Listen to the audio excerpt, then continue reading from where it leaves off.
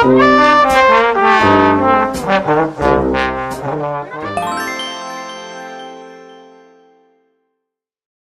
January 24th, Apple Computer will introduce Macintosh, and you'll see why 1984 won't be like 1984. Steve Jobs.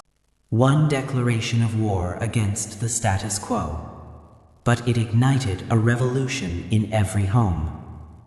How did this single moment end the old world forever? Steve Jobs strides center stage, a master showman in a sharp, dark suit. He carries a humble canvas bag with leather handles. Inside lies the Macintosh. A blinding spotlight carves his silhouette against the dark void of the auditorium, casting a long, sharp shadow. Behind him, red on-air lights glow from the darkness. He moves towards a lone table draped in deep blue cloth. The crowd watches in stunned silence. One man, one bag, and a machine designed to dismantle the status quo. The revolution is no longer coming, it's here. January 24, 1984, Cupertino, California. Steve Jobs leans over the Macintosh 128K, his hand guiding the revolutionary single-button mouse. The cool, flickering blue glow of the CRT monitor illuminates his face. On screen, a single word appears in elegant script: hello. This is the birth of the personal computer revolution. Behind him, the iconic rainbow Apple logo dominates the stage. Jobs doesn't just present a machine, he introduces a new era. The Macintosh isn't just hardware, it's the first time technology felt human. This is the moment everything changed. The front row is paralyzed. Look at Steve Wozniak in the brown suit, his hands frozen mid-applause, face etched with tearful joy. Beside him, CEO John Scully stares, mouth open in stunned silence. Their glasses reflect the harsh stage light as the Macintosh speaks for the first time.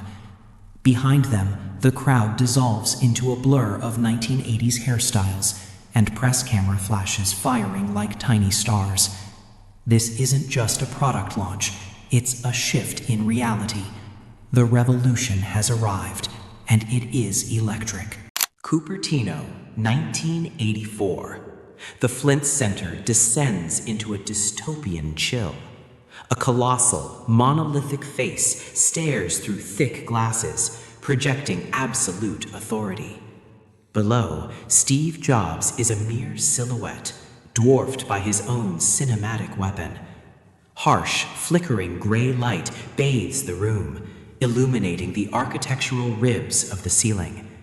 The audience is a dark, silent block, eyes locked on the screen. This isn't just a product launch, it's a declaration of cultural war. Ridley Scott's vision has shattered the air. The revolution is no longer coming, it is here. Jobs stands victorious at the stage edge, white sleeves rolled, arms thrust in a defiant V. He is exhausted, but the war is won. At his feet, the Macintosh sits, the first computer with a soul. The floor is a chaotic sea of red roses and tangled cables. Behind him, his team dissolves into a blur of cheering faces and ecstatic embraces. The golden house lights capture the roar of a standing ovation. This was the dawn of the digital age, and decades later, the world realized that day didn't just change industry, it changed our very reality.